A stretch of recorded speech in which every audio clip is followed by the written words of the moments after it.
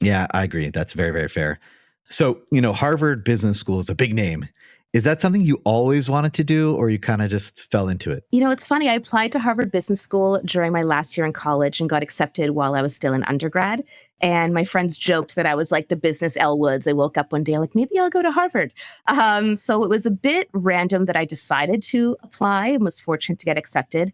But I will say my father went to Harvard Business School. And so I grew up, around the dinner table hearing stories about the case method and what business school was like. I just never really connected it to myself until I was getting to the end of my university career. Still had no idea what I wanted to do when I grew up.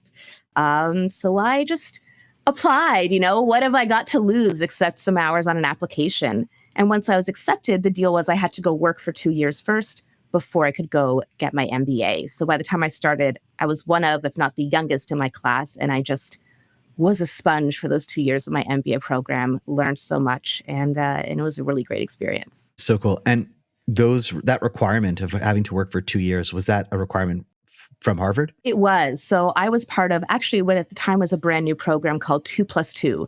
And the idea was that Harvard Business School wanted to reach out and recruit more people who wouldn't typically consider an MBA. Like once you go off into the workforce, it's really different thinking about going back to school. So they heavily recruited, not at Tufts, but trying to get undergrads from diverse backgrounds, from underrepresented backgrounds to apply to business school so that if we accept you before you even graduate from undergrad, you can go into the workforce knowing you're coming back in 2 years. So I definitely don't think I would have ended up at Harvard without that program.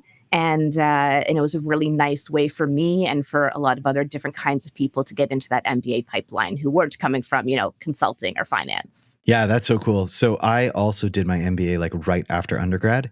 And thank God I was working during that time. So I was in a full-time program, and I was like, I was like a real typical student. Like I just need to study and do that. And it was 1 or 2 years after I got married, and my wife's like, "You're not sitting at home and just studying. You need to go work." So I ended up working, but thank God I did, because I had no in order to really go through an MBA program, you gotta have some work experience, because if you don't, it just doesn't. So that's cool that they made you do it. I think it's a wonderful requirement.